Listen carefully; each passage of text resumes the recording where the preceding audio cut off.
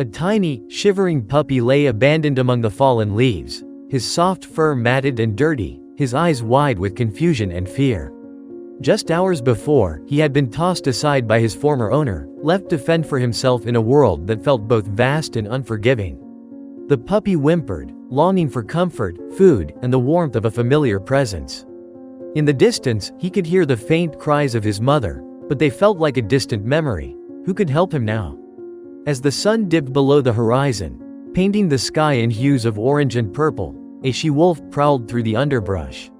Her instincts told her to stay away from the pitiful creature, for wolves typically viewed dogs as rivals. Yet, as the puppy's cries pierced the stillness of the evening, her heart ached. She had her own cubs to feed, but the desperate sound tugged at her motherly instincts. With a hesitant step, she approached the source of the noise, her sharp senses alert for danger. The puppy, sensing her presence, looked up with wide, pleading eyes. He didn't understand the danger he was in. All he knew was that he was alone. The she-wolf paused, her heart conflicted. After a moment of hesitation, she approached cautiously, nudging the pup with her nose. He looked up at her, tail wagging in a mix of fear and hope. Meanwhile, in a small cabin at the edge of the forest, Alexander Petrovich, the old gamekeeper, stirred from his slumber. A noise outside his door caught his attention. Something was moving, and it sounded urgent. With a creak, he opened the door, and his heart skipped a beat at the sight before him. There was the puppy, trembling and lost, and beside him stood the she-wolf, watching intently. The she-wolf's eyes held a fierce protectiveness, but Alexander sensed her struggle. He remembered the time he had saved a wolf cub from a trap, and how that act had forged an unlikely bond. With a gentle smile, he knelt down, extending a hand toward the puppy. "Come here, little one," he whispered softly.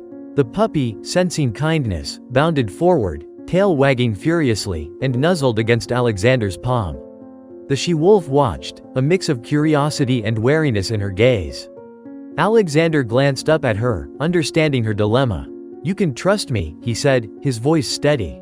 "I won't hurt him." The she-wolf hesitated, then turned and disappeared into the shadows of the forest, knowing her job was done.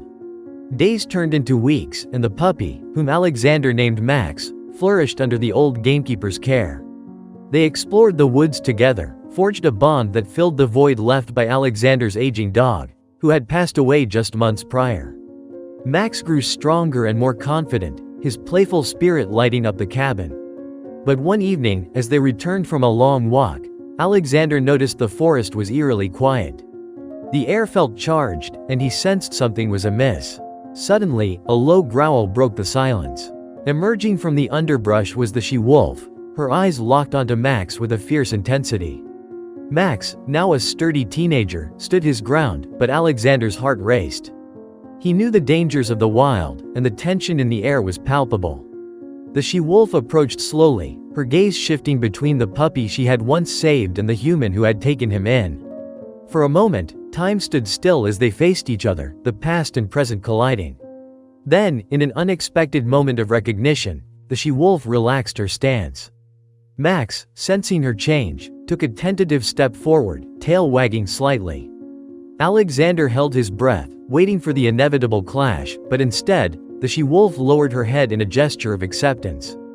As the she-wolf turned to leave, she glanced back one last time, a silent acknowledgement passing between them. Max barked softly, and the she-wolf vanished into the depths of the forest, leaving behind a sense of peace.